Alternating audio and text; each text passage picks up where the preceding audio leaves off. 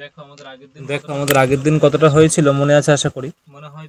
মনে হয় দুটো কিংবা তিনটে অনুবাদ হয়েছিল না? দুটো তিনটে অনুবাদ হয়েছিল।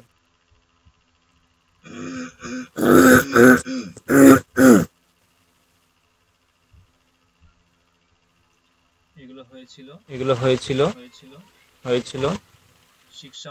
শিক্ষাম ব্যাখ্যা শ্যামহ হয়ে গেছিল, বায়ুঃ সন্ধানম ইতি অধিলোকঃ হয়েছিল,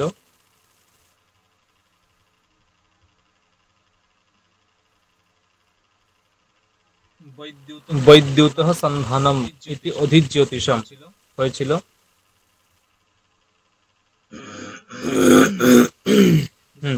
দেখো এটা হবে আজকে, তাই তো এখান থেকেই তো হবে নাকি?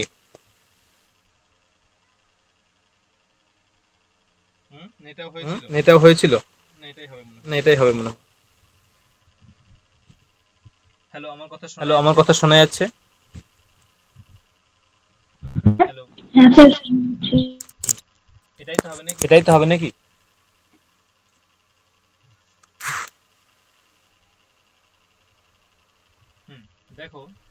দেখো আমরা কি পড়ছিলাম, আমরা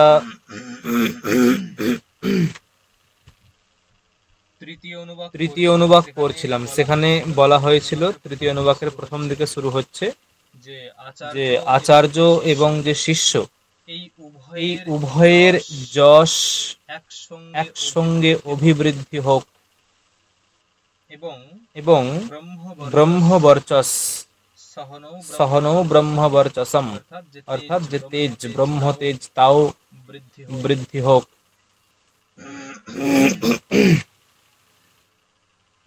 এবং পরে বলছে অথাতঃ সংহিতায়াঃ উপনিষদম ব্যাখ্যাস্যামঃ। উপনিষদ পদের কি অর্থ বলেছিলাম? উপনিষদম পদের কি অর্থ বলেছিলাম? গূঢ় তত্ত্ব, গূঢ় তত্ত্ব, ঠিক আছে। পঞ্চসু অধিকরণেষু, পাঁচটা অধিকরণে ব্যাখ্যা করা হবে। না, সেই পাঁচটা অধিকরণ কি কি? না, সেই পাঁচটা অধিকরণ বলা হয়েছিল অধিলোকম, অধিজ্যোতিষম, অধিবিদ্যম, অধিপ্রজম, অধ্যাত্মম। অধিলোকম, অধিজ্যোতিষম, অধিবিদ্যম, অধিপ্রজম, অধ্যাত্মম। এই যে পাঁচটা লোক, সেই পাঁচটা, এগুলো একটা অধিকরণ, এক একটা অধিকরণ। অধিলোকম একটা অধিকরণ, অধিজ্যোতিষম একটা অধিকরণ, অধিবিদ্যম একটা অধিকরণ, অধিপ্রজম, অধ্যাত্মম, এইগুলো হচ্ছে একটা একটা অধিকরণ, ঠিক আছে। এবং এই পাঁচটাকে কি বলা হয়েছিল? মহাসংহিতা। এই পাঁচটাকে বলা হয়েছিল মহাসংহিতা। তাহা মহাসংহিতা ইত্যাচক্ষতে অথ অধিলোকম। পৃথিবী পূর্বরূপম, দেওঃ উত্তররূপম, আকাশঃ সন্ধি, বায়ুঃ সন্ধানম ইতি অধিলোকম, ঠিক আছে না? এইরকম আমরা পড়তে পড়তে আমরা এক জায়গায় এসেছিলাম যেখানে বলা হচ্ছে যে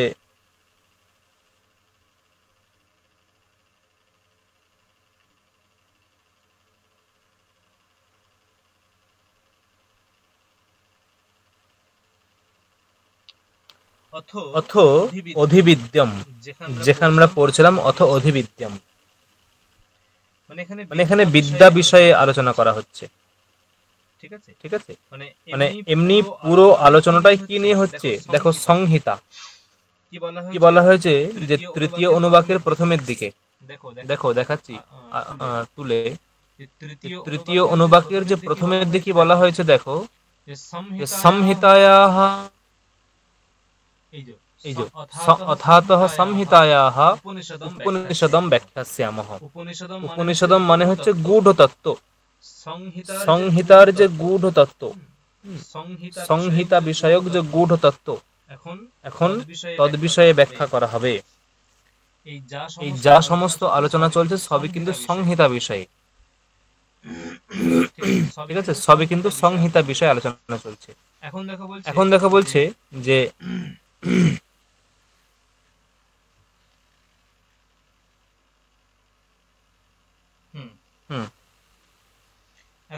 এখন সংহিতা বলতে এখানে কি বলা হয়েছে? মানে সংহিতা বলতে কি দেখো, বলছে মানে বিদ্যা তো, এখন বিদ্যা বিষয়ক যে সংহিতা সেটা ব্যাখ্যা করা হচ্ছে। বিদ্যা মানে কি? ধরো কেউ বিদ্যা অর্জন করছেন, ধরো রাম তিনি বিদ্যা অর্জন করবেন, বশিষ্ঠের আশ্রমে গেছেন, ঠিক আছে, বশিষ্ঠের আশ্রমে গেছেন, তাহলে সেখানে বিদ্যার উৎস কি? ঠিক আছে, বিদ্যার উৎস কি? বশিষ্ঠ, তিনি হচ্ছেন আচার্য। তিনি যদি না থাকেন তাহলে বিদ্যা লাভ হবে না, মানে আচার্যকে পূর্বে থাকতে হবে। যিনি আচার্য তিনি থাকবেন পূর্বে, তারপরে তার মুখ থেকে নিঃসৃত হলে, তার মুখ থেকে বিদ্যা নিঃসৃত হলে তারপরে যিনি শিষ্য তিনি বিদ্যা গ্রহণ করতে পারবেন। তাই দেখো বলছে যে মানে প্রথমে আচার্যকে দরকার, তারপরে সেই বিদ্যা যার মধ্যে প্রবেশ করবে শিষ্য তাকে দরকার। এবং উভয়ের মধ্যে যে মানে এই যে গুরু এবং আচার্য এবং শিষ্য, এই উভয়ের মধ্যে যে একটা পারস্পরিক সম্বন্ধ, এটা কার মাধ্যমে হচ্ছে? এটা বিদ্যার মাধ্যমে হচ্ছে।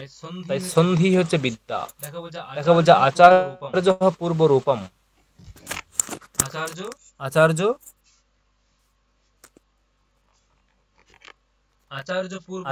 পূর্ব রূপম, ঠিক আছে, আচার্য পূর্ব রূপম।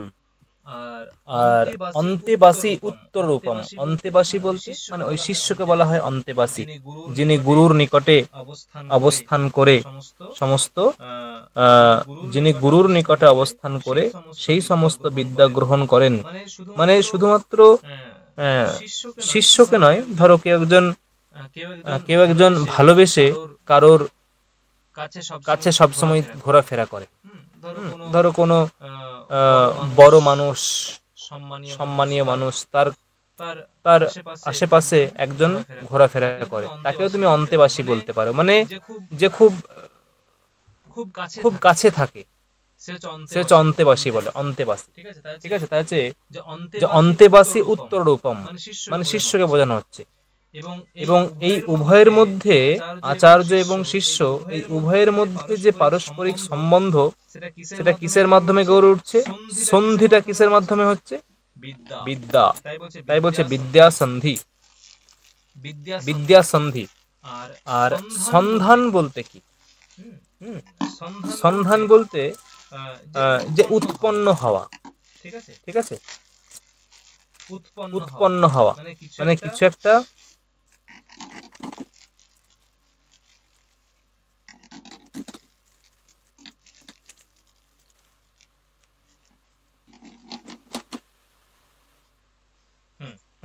এখন সন্ধান বলতে কি? মানে সন্ধান মানে হচ্ছে উভয়ের মধ্যে যেটা আদান প্রদান হয়, উভয়ের মধ্যে যা আদান প্রদান হয় সেটা হচ্ছে সন্ধান।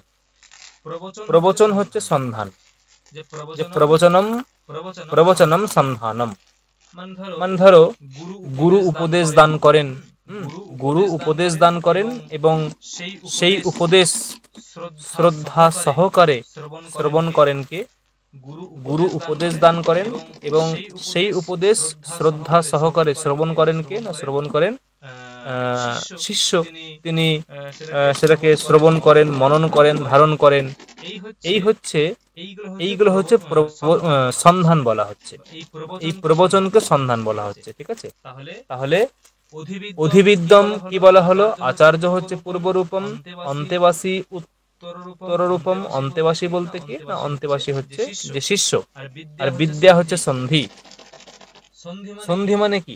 সন্ধি মানে হচ্ছে যে মানে দুটোর সংযোগ। সন্ধি মানে কি? উভয়ের সংযোগ। এখানে সংযোগ মানে ওই যে গুরু এবং শিষ্য নিকটে আগমন, গুরু এবং শিষ্যের যে সামীপ্যতা, এটাই হচ্ছে সামীপ্যতা, এটাই হচ্ছে সন্ধি। এবং এই উভয়ের সামীপ্য, এই উভয়ে সামীপ্য অবস্থায় এলে তারপরে বিদ্যা উৎপন্ন হয় এবং তার ফলে কি হয় না প্রবচন হয়, যাকে সন্ধান বলা হচ্ছে। প্রবচন বলতে কি না, প্রবচন হচ্ছে বললাম ওই গুরু যে উপদেশ দেবে এবং সেই গুরুর উপদেশ যে মন দিয়ে শুনবেন শিষ্য, ধারণ করবেন, শ্রবণ করবেন, ধারণ করবেন, এইটাকে বলা হচ্ছে সন্ধান। ঠিক আছে, নেক্সট অথ অধিপ অর্থ অধিপ্রজম। অধিপ্রজম, ঠিক আছে। অধিপ্রজম বলতে কি না, অধিপ্রজম বলতে মানে উৎপন্ন হওয়া। ঠিক আছে, অথ অধিপ্রজম মানে উৎপন্ন হওয়া, মানে কি যে প্রাণের সৃষ্টি হওয়া, সেইটাকে বলা হচ্ছে অধিপ্রজম। না, অর্থাৎ কোনো কিছু প্রাণীর যে সৃষ্টি, তার তার যে রহস্য, সে উৎপত্তি রহস্য, সেইটাকে বলা হচ্ছে অধিপ্রজম। না কি বলছে, এবং এই যে সৃষ্টি হতে গেলে, কোনো কিছু প্রাণের সৃষ্টি হতে গেলে একটা প্রথমত মা, একটা মাতা, মানে নারী পুরুষকে লাগে, তাই তো। নারী হবেন তিনি মাতা হবেন, পুরুষ তিনি পিতা হবেন। নারী এবং পুরুষকে প্রয়োজন। পূর্বে থাকবেন কে, পূর্বে থাকবেন নারী মানে মাতা, পূর্বে থাকবেন মাতা, এবং সেই জন্য বলছে দেখো যে মাতা পূর্ব রূপম, আর পিতা হচ্ছে উত্তর রূপম। মাতাকে আগে স্থান দেয়া হয়েছে, যদিও উভয়েরই এখন এটা বিচার করা খুব কঠিন। ঠিক আছে, যাই হোক, তাহলে কি বললাম না, মাতাকে পূর্ব স্থান দেয়া হয়েছে, পিতা উত্তর রূপম। আর প্রজাহ সন্ধি, প্রজাহ সন্ধি। এখন সন্ধি বলতে কি, ঠিক আছে।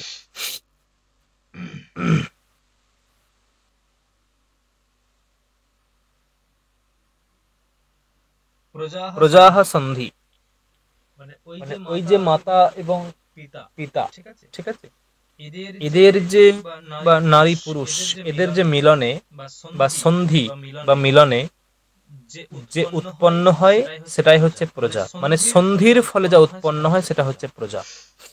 আর প্রজননম সন্ধানম, প্রজননম সন্ধানম, ঠিক আছে। প্রজনন মানে কি, প্রজনন মানে ওই সন্তানোৎপত্তির জন্য যে ব্যাপার, সন্তানোৎপত্তির জন্য যে ব্যাপার, সেটাকে প্রজনন বলা হচ্ছে। মানে সন্ধান, মানে সন্ধান মানে কি, সন্ধান মানে হচ্ছে যে বস্তুটা পাওয়ার জন্য যেটা প্রক্রিয়া, সেটা সন্ধান। আগেও আমরা পেলাম যে সন্ধি হলো বিদ্যা, বিদ্যা সন্ধি, মানে গুরু এবং শিষ্যের সামীপ্য হলে, গুরু শিষ্য সমীপে এলে তখন বিদ্যা উৎপন্ন হয়। কিন্তু বিদ্যা উৎপন্নর উপায়টা কি, বলছে বিদ্যা উৎপন্নর উপায়টা কি না, প্রবচম প্রবচনম, প্রবচনম সন্ধানম, ঠিক আছে। প্রবচনম সন্ধানম, প্রবচন বলতে কি ওখানে বলা হয়েছে, প্রবচন বলতে বলা হয়েছে যে গুরুর উপদেশ দান। শুধু গুরু উপদেশ দান করলেই হবে না, শিষ্যকে সেটা মন দিয়ে শুনতে হবে। শিষ্য যদি মন দিয়ে না শোনেন, তাহলে গুরুর উপদেশ দিয়ে কোনো লাভ হবে না। অতএব গুরুর উপদেশ দান, একই সঙ্গে শিষ্যের শ্রবণ। শুধু শুনলেই হবে না, যদি শুনে এক কান দিয়ে শুনে অন্যদিকে বেরিয়ে যায়, অন্য কান দিয়ে বেরিয়ে যায়, তাও হবে না। তাহলে শুনতে হবে, সেটাকে ধারণ করতে হবে, শ্রবণ, মনে মনে চিন্তা করতে হবে, মনন এবং ধারণ। ঠিক আছে, এই হচ্ছে কি বলা হচ্ছে না, এইটা বলা হলো প্রবচনম সন্ধানম। মানে সন্ধান মানে কি, ওই যে প্রাপ্তির উপায়টাকে সন্ধান বলা হয়েছে। তেমন এখানেও যে যে অধিপ্রজম অথ অধিপ্রজম মানে প্রজা উৎপত্তির যে বিষয়, উৎপত্তি রহস্যকে ব্যাখ্যা করা হচ্ছে। সেখানে কাকে লাগে, মাতাকে লাগে, পিতাকে লাগে। সেখানে উৎপন্ন হয় কি, মানে মানে উভয়ের মিলনে উৎপন্ন হয় কি, প্রজা, সন্ধি প্রজা, ঠিক আছে, প্রজা। আর তার যে প্রক্রিয়া, প্রজননম সন্ধানম, মানে ওই উৎপত্তির অনুকূল যে ব্যাপার, সেটা হচ্ছে প্রজনন। ঠিক আছে, প্রজনন প্রক্রিয়া, উৎপত্তির অনুকূল যে ব্যাপার, সেটা হচ্ছে প্রজননম, সেটাকে সন্ধানম বলা হচ্ছে।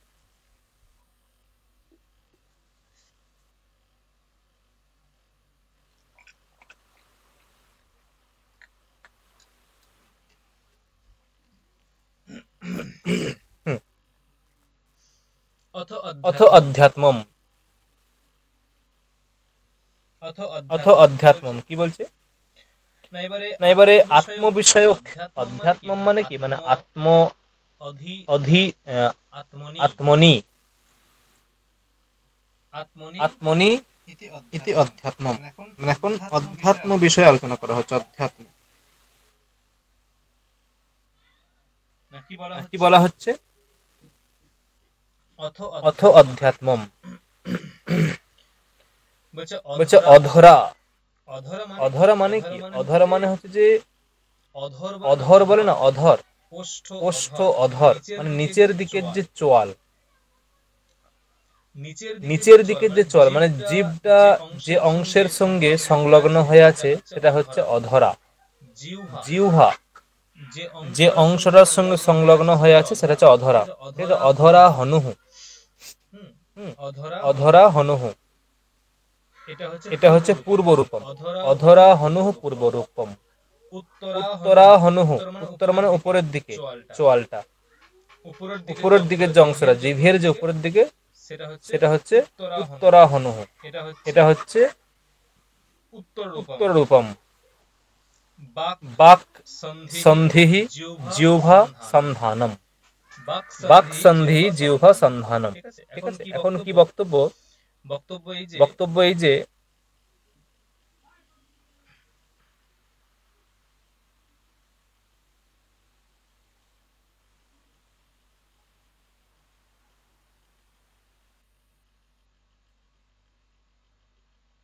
কি বক্তব্য দেখো, বক্তব্য এটাই যে এই যে আত্ম অধ্যাত্ম মানে কি, মানে আত্ম বিষয়ক চিন্তা, আত্ম বিষয়ক অনুধ্যান, আত্ম বিষয়ক চিন্তা, আত্মলাভ, আত্মজ্ঞান এটাকে বলা হচ্ছে। আত্মজ্ঞান, আত্ম তত্ত্ব লাভ এটাকে বলা হচ্ছে। কি বক্তব্য? বক্তব্য হচ্ছে এটাই যে যদি তোমাকে আত্মজ্ঞান লাভ করতে হয় তাহলে তোমাকে অবশ্যই শাস্ত্র পাঠ করতে হবে, শাস্ত্র জানতে হবে, শাস্ত্র পাঠ, শাস্ত্র জ্ঞান করতে হবে। শাস্ত্র জ্ঞান করতে হলে তোমার একটা মুখের প্রয়োজন, যেখানে জিহ্বা থাকবে। জিহ্বার মাধ্যমে তুমি কথা বলতে পারবে। ঠিক আছে, মানে তোমাকে বাক উচ্চারণ করতে হবে। বাক উচ্চারণের দ্বারাই তো শাস্ত্র পাঠ, শাস্ত্র শ্রবণ ইত্যাদি হবে। শাস্ত্র শ্রবণ তুমি করবে, তাই না? কিন্তু সেই শ্রবণ কখন করবে? যখন কেউ উচ্চারণ করবে, মানে উচ্চারিত যে বাক্য তারই শ্রবণ তুমি করবে। তাহলে উচ্চারণ করতে গেলে তার জিহ্বা প্রয়োজন, তার জিহ্বা ইত্যাদি প্রয়োজন। তাই বলছে যে অথ অধ্যাত্মম, অথ অধ্যাত্মম অর্থাৎ যে কি বক্তব্য, মানে তোমাকে যদি আত্মতত্ত্ব লাভ করতে হয় শাস্ত্র পাঠ, শাস্ত্র শ্রবণ করতে হবে। শাস্ত্র পাঠ করতে গেলে জিহ্বা প্রয়োজন। জিহ্বা প্রয়োজন, জিহ্বার জন্য অধরা হনু মানে নিচের দিকের যে চোয়ালটা প্রয়োজন, এবং তার জন্য এবং আরেকটা হচ্ছে উপরের দিকে চোয়াল প্রয়োজন। মানে মোট কথা হচ্ছে বাক উচ্চারণ করতে হবে। বাক উচ্চারণ করতে গেলে উপরের দিকের এবং নিচের দিকের চোয়াল তোমার প্রয়োজন। তাই বলছে অধরা হনুহু পূর্ব রূপম, উত্তরা হনুহু উত্তর রূপম। এবং এই যে অধরা এবং উত্তরা হনু এদের সঞ্চালনের দ্বারা, এই উভয়ের সঞ্চালনের দ্বারা কি উৎপন্ন হয়? সন্ধি। মানে এদের সন্ধির ফলে এই উভয়ের যে মিলন, তার ফলে কি উৎপন্ন হয়? বাক। বাক উৎপন্ন হয়। এবং বাক বা বচন বা শব্দ এইগুলো উচ্চারণের জন্য প্রক্রিয়া কে করে? জিহ্বা। তাই বলছে জিহ্বা সন্ধানম। সন্ধান মানে ওই যে বললাম উৎপত্তি প্রক্রিয়া, সন্ধানম উৎপত্তি প্রক্রিয়া। আগে বলা হলো প্রজননম, যেটা অধিপ্রজম বিষয়ে বলা হলো। ঠিক আছে, প্রজননম। এখানেও যে সন্ধান, সেই সন্ধান কি করে না জিহ্বা, সেই এই প্রক্রিয়া চালনা করে। ঠিক আছে, অর্থাৎ যে বাক উৎপত্তির অনুকূল, বচন উৎপত্তির অনুকূল যে প্রক্রিয়া, প্রসেস, সেটাকে জিহ্বা কন্ট্রোল করে। জিহ্বা যদি না থাকে সে কথা বলতে পারবে না। ঠিক আছে, অতএব ইতি অধ্যাত্মম, তোমাকে আত্মতত্ত্ব, আত্মজ্ঞান লাভ করতে হলে, আত্মজ্ঞান পেতে গেলে তোমাকে অবশ্যই কি করতে হবে? তোমাকে অবশ্যই বাক প্রয়োজন, শাস্ত্র শ্রবণ, শাস্ত্র জ্ঞান, শাস্ত্র পাঠ ইত্যাদি করতে হবে। শাস্ত্র পাঠের জন্য উত্তরা অধরা হনুর প্রয়োজন, এবং উভয়ের সন্ধি হচ্ছে বাক, উভয়ের সন্ধি বাক, এবং এর প্রসেস কি জিহ্বা। ঠিক আছে, ইতি ইমা মহাসংহিতা, ইতি ইমা এইরূপে মহাসংহিতা, एवं एताः महासंहिताः व्याख्यातः वेद सन्धीयते प्रजया पशुभिः ब्रह्मवर्चसेन अन्नाद्येन सुवर्गेन लोकेन। কি বলছে? কেন হচ্ছে না? আমার তো হচ্ছে। হচ্ছে না? আমার তো হচ্ছে। সুজাতা হচ্ছে না? সুজাতা হচ্ছে না?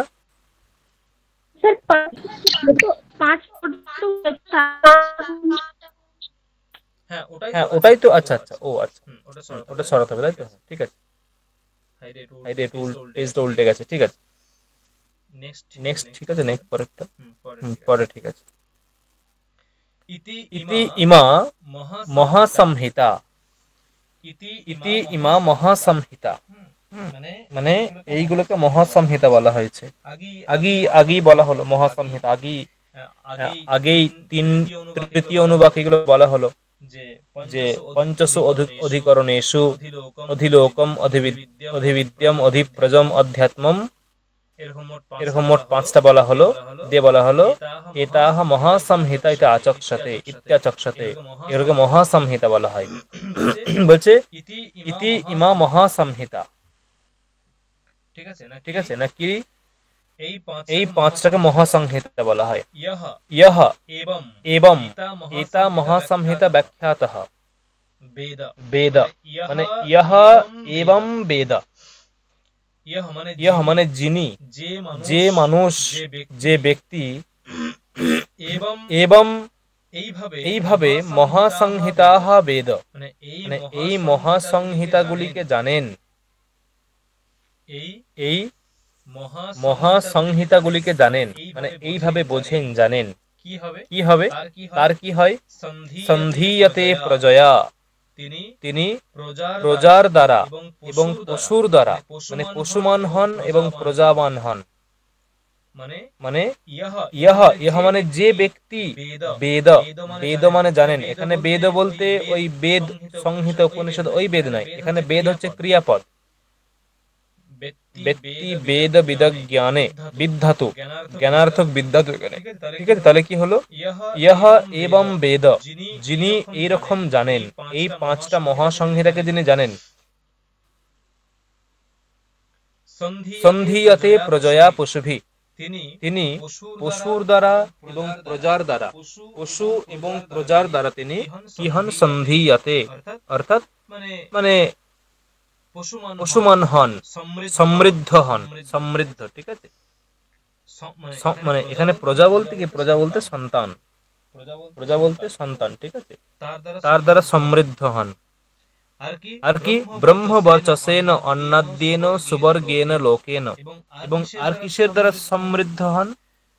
না ব্রহ্মবর্চসেন, মানে ব্রহ্ম তেজের দ্বারা সমৃদ্ধ হন। অন্নাদ্যেন, অন্নাদি মানে অন্ন প্রভৃতি যে পদার্থ, অন্ন প্রভৃতি যে ভক্ষণীয় দ্রব্য, সেই ভক্ষণযোগ্য দ্রব্যের দ্বারা তিনি সমৃদ্ধ হন। সুবর্গেন লোকেন, এবং সুবর্গ মানে কি? এখানে সুবর্গ বলতে মানে ওই যে স্বর্গমর্ত পাতাল আছে না, তার মধ্যে স্বর্গকে বলা হয় সুবর্গ, স্বর্গকে বলা হয় সুবর্গ। ঠিক আছে, অর্থাৎ যে স্বর্গের দ্বারা তিনি প্রতিপন্ন হন বা সমৃদ্ধ হন, এটা হচ্ছে অর্থ। পরে দেখো কি বলছে।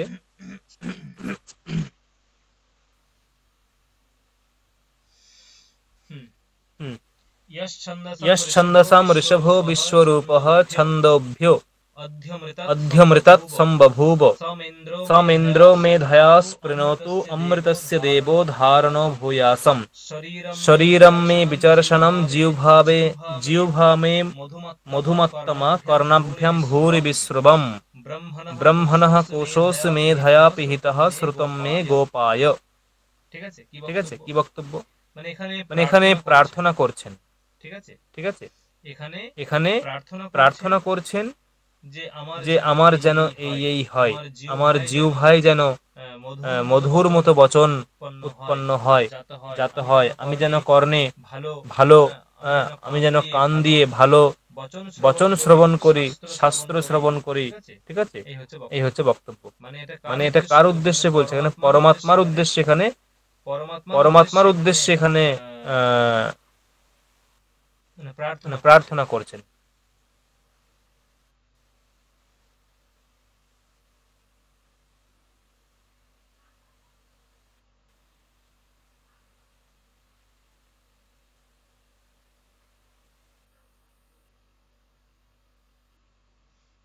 কি বলছে দেখো, ইয়শ্ ছন্দসাম ঋষভো বিশ্বরূপঃ ছন্দোভ্যো অধ্যমৃতাৎ সম্বভূব ইয়হ ছন্দসাম। ছন্দস মানে হচ্ছে বেদ, তার ষষ্ঠীর বহুবচন ছন্দসাম। ইয়হ ছন্দসাম, যিনি বেদ সমূহের, ছন্দসাম মানে বেদানাম, ইয়হ বেদানাম ঋষভঃ, ঋষভ মানে হচ্ছে শ্রেষ্ঠ, ঋষভ পদের অর্থ শ্রেষ্ঠ। এমনি ঋষভ মানে যে ষাঁড়, অক্স, এইসব বোঝায়, কিন্তু এখানে ওই রকম অর্থ কল্পনা করলে তো সঙ্গতি আসবে না, সেই জন্য এখানে ঋষভ মানে শ্রেষ্ঠ। তাহলে ইয়হ ছন্দসাম শ্রেষ্ঠ, যিনি বেদ সমূহের মধ্যে শ্রেষ্ঠ। বিশ্বরূপঃ ছন্দোভ্য অধ্যমৃতাৎ, কি বলছে? বিশ্বরূপঃ।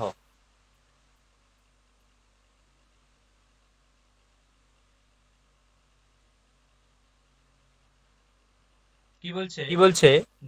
যে এবং ইহ ছন্দোভ্য সম্বভূব, এবং যিনি ছন্দ থেকে উৎপন্ন হয়েছেন।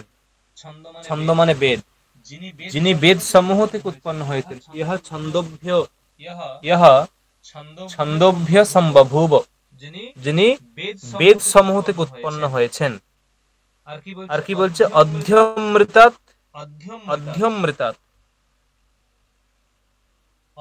অধ্যমৃতাৎ মানে কি? মানে অধি অমৃতাৎ, মানে অমৃত স্বরূপ, অমৃত স্বরূপ, এরকম অমৃত, যিনি অমৃত তুল্য। বিশ্বরূপঃ, বিশ্বরূপ মানে কি? যিনি সমগ্র মূর্তিমান,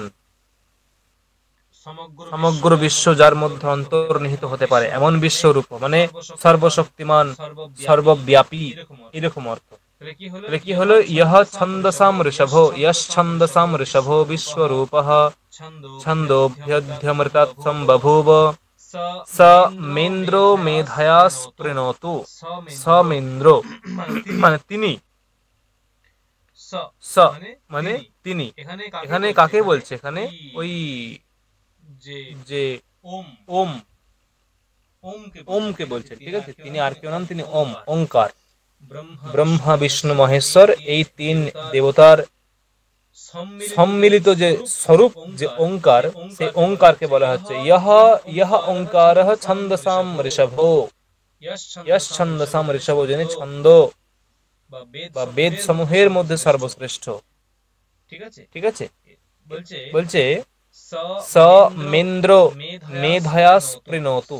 সমেন্দ্র মেধয়া স্পৃণোতু মানে স মানে সেই তিনি, সেই তিনি। ঠিক আছে, এখানে মেন্দ্র আছে, এখানে সন্ধি হয়ে আছে। মেন্দ্র বলতে মা ইন্দ্র মেন্দ্র, মা মানে আমাকে, মা ইন্দ্র মেন্দ্র। ঠিক আছে, মা মানে আমাকে, মানে স সেই ওঙ্কার। ঠিক আছে, সেই ওঙ্কার, ওঙ্কার, ওঙ্কার তিনি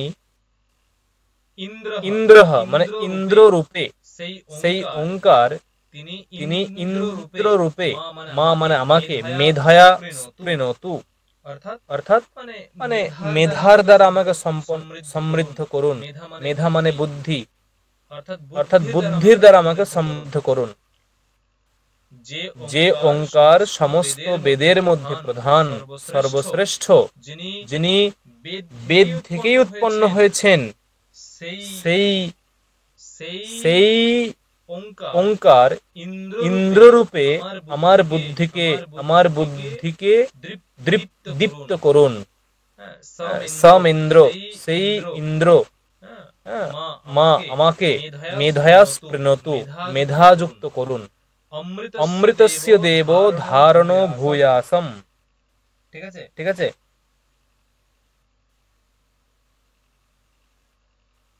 আর কি বলছে? অমৃতস্য দেব মানে হে দেব, এখানে দেব বলতে সম্বোধনে, হে দেব অমৃতস্য ভূয়াসম ধারণ, মানে অমৃতের ধারণ যেন ভূয়াসম মানে প্রচুর পরিমাণে করতে পারি, বা এরকম ভূয়াসম, ভূয়াসমটা হচ্ছে ক্রিয়াপদ, ভূয়াসম। ঠিক আছে। ভূয়াহ ভূয়াস্তম, ভূয়াহ ভূয়াস্তম, ভূয়াসুঃ ভূয়াহ ভূয়াস্তম, ভূয়াস্ত ভূয়াসম। এটা হচ্ছে ভূধাতু আশীর্লিং উত্তম পুরুষ একবচন, ভূয়াসম। ভূধাতু আশীর্লিং উত্তম পুরুষ একবচন, মানে হে দেব, হে দেবগণ বা হে দেবতা, হে ইন্দ্র, হে ওঙ্কার, আমি যেন ভূয়াসম, আমি যেন হতে পারি, সম্ভাবনা। অহম ভূয়াসম, আমি যেন হতে পারি। কি ভূয়াসম? অমৃতস্য দেব, অমৃতস্য দেব ভূয়াসম, অর্থাৎ অমৃতস্য দেব ভূয়াসম, মানে আমি যেন যে অমৃতস্য ধারণ ভূয়াসম, মানে অমৃত বলতে কি, মানে ওই পরমাত্মাকে বলা হচ্ছে। পরমাত্মা তিনি হচ্ছেন অমৃতময়, তিনি হচ্ছেন অমৃতের স্বরূপ। তাহলে কি বলা হচ্ছে? যে এই অমৃতময় বা অমৃত তুল্য, অমৃতাত্মক যে পরমাত্মা, সেই পরমাত্মাকে আমি যেন ধারণ করতে পারি, সেই পরমাত্মাকে আমি যেন ধারণ করতে পারি, যেন আমার মধ্যে আমি রাখতে পারি। শরীরম মে বিচর্ষণম, মে শরীরম মানে আমার এই শরীর, বিচর্ষণম। ঠিক আছে। বিচর্ষণম মানে যেন ব্যাধি মুক্ত হয়। শরীরম মে বিচর্ষণম, আমার এই শরীর যেন ব্যাধি মুক্ত হয়।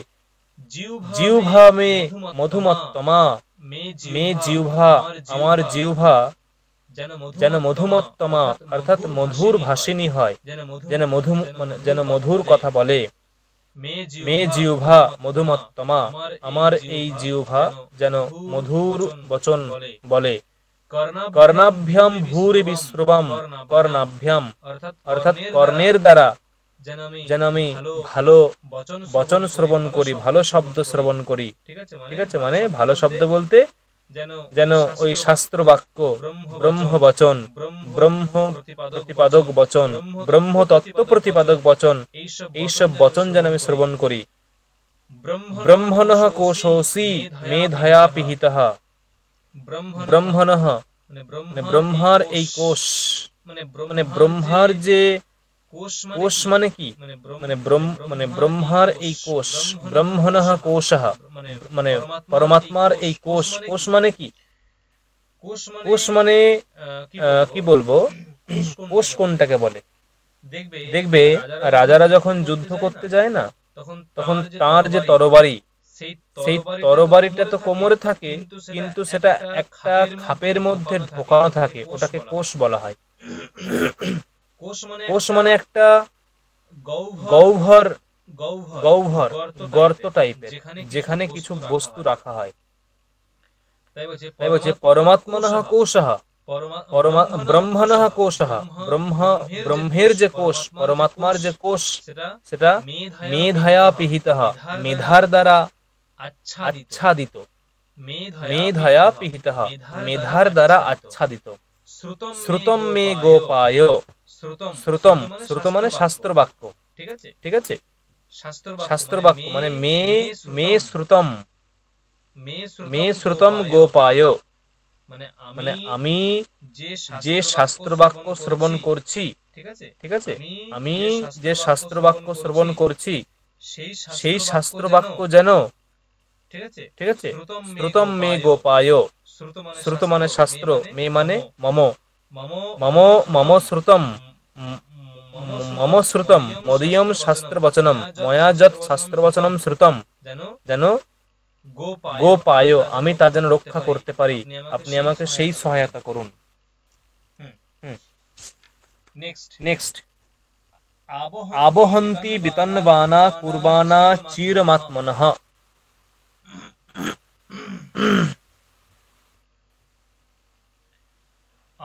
আবহন্তি বিতন্বানা কুর্বাণা অচিরমাত্মনঃ, বাসাংসি মম গাবশ্চ অন্নপানে চ সর্বদা ততো মে শ্রিয়মাবহ, লোমশাম পশুভিঃ সহ স্বাহা। কি বলা হচ্ছে যে এখন এটা কিসের, মানে কি বিষয়ে বলা হচ্ছে, মানে এখানে যারা ধন সম্পত্তি প্রাপ্তি করতে চান, যারা ধন সম্পদ লাভ করতে চান,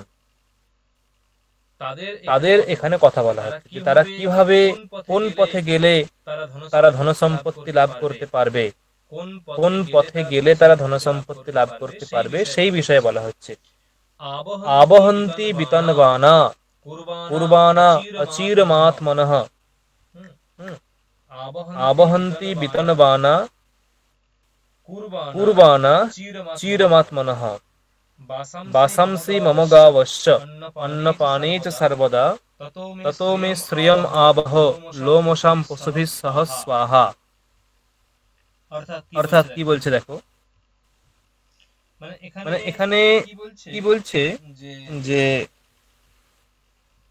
তোমাকে যদি ধন সম্পত্তি বা ধনবান হতে চাও, বা ধন সম্পত্তির অধিকারী হতে চাও, বা সম্পদের দ্বারা সমৃদ্ধ হতে চাও, সম্পদের দ্বারা সমৃদ্ধ হতে চাও, ঠিক আছে, কি করতে হবে, কি করতে হবে, অচিরম অচিরম আত্মনঃ, আত্মনঃ দেখো আছে অচিরম আত্মনঃ, মানে আত্মনঃ মানে নিজের জন্য, আত্মনঃ নিজের জন্য, অচিরম, অচিরম মানে মানে খুব তাড়াতাড়ি, শীঘ্র, অচিরম আত্মনঃ খুব তাড়াতাড়ি, শীঘ্র, কি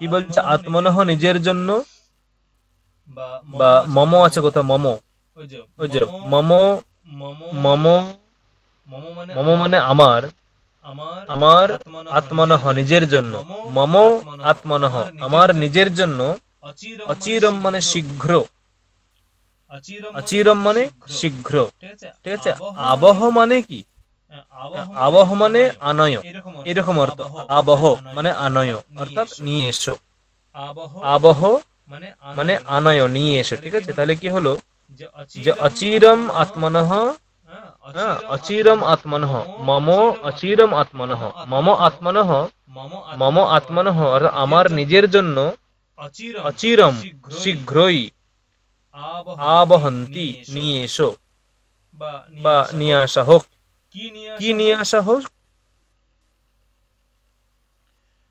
বলছে লোমশাম পশুভি,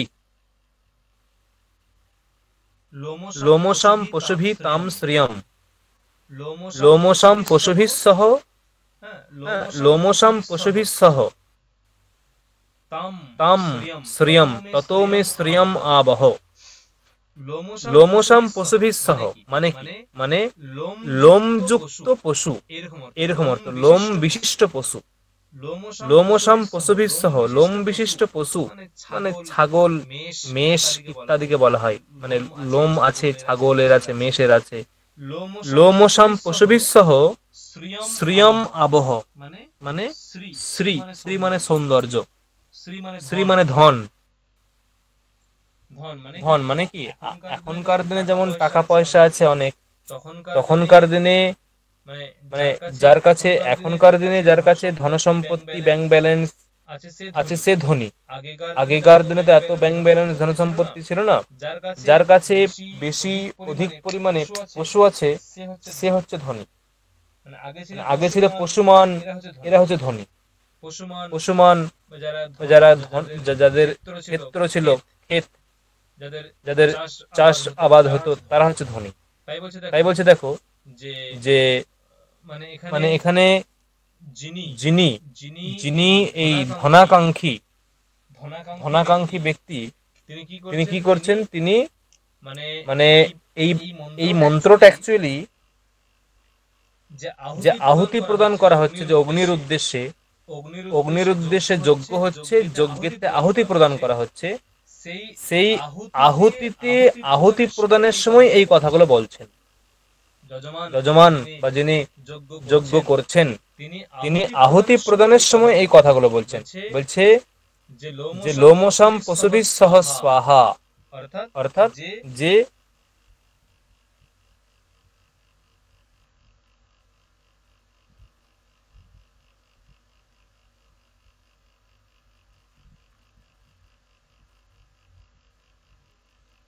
মানে বক্তব্য কি, মানে ওই যে আহুতি প্রদান করতে করতে যজমান বা যিনি যজ্ঞ করছেন, তিনি অগ্নিকে বলছেন যে লোমসাম পশুভি সহ, লোমসাম পশুভি সহ মানে লোমযুক্ত পশুগুলির সঙ্গে শ্রিয়ম আবহ, মানে তুমি সেই ধন সম্পত্তিকে আবহ আনয়ন করুন। হে অগ্নিদেব, হে অগ্নিদেব, লোমসাম পশুভি সহ লোমযুক্ত পশুদের সঙ্গে মে শ্রিয়ম আবহ, আমার জন্য তুমি শ্রিয়ম মানে লোমযুক্ত পশুদের সঙ্গে তুমি আমার শ্রিয়ম আবহ। শ্রিয়ম আবহ বলতে শ্রিয় মানে হচ্ছে, শ্রিয় মানে সৌন্দর্য, কিন্তু এখানে ধন, সেই ধন সম্পত্তি নিয়ে আসুন। আর কি কি নিয়ে আসবে, বলছে বাসামসি গাবশ্চ। বাসামসি মানে কি, বাস মানে হচ্ছে যে এখানে দুরকম অর্থ হয়। বাস পদের অর্থ যে বস্ত্র, এটাও হয়, বাস মানে বস্ত্র। আবার বাস মানে যে বাসস্থান, সেটাও হয়। ঠিক আছে, যে বাসামসি মানে বস্ত্র, এবং গাবস্য এবং গোধন, গোধন মানে গরু ইত্যাদি প্রভৃতি পশু তুমি আমার জন্য আনয়ন করুন। অন্নপানে যে সর্বদা, অন্নপানে এবং নানা রকম যে পানীয় দ্রব্য, অন্নপানে যে সর্বদা, হ্যাঁ, নানা রকম যে পানীয় দ্রব্য, পানীয়, সেইগুলো যেন সর্বদা আমার গৃহে অবস্থান করে।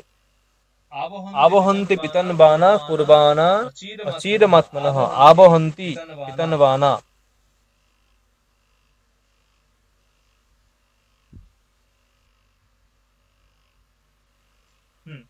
তবে কি হলো, যে যিনি এখানে যজমান, তিনি প্রার্থনা করছেন যে আবহন্তি বিতনবানা কুরবানা অচিরমাত্মনঃ, নিজের জন্য এগুলো লাগবে। বাসামসি মম গাবশ্চ, নতুন বস্ত্র এবং গাব। অন্ন পানে যে সর্বদা, অন্ন এবং পান,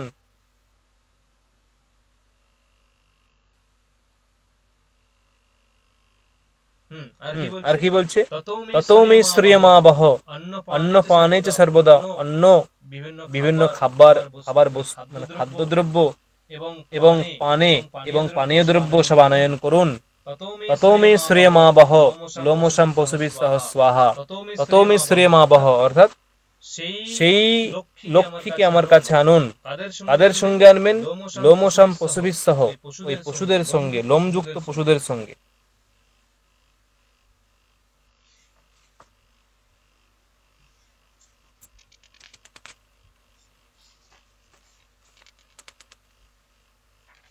ও এই অনুবাদগুলো বড় বড় আছে।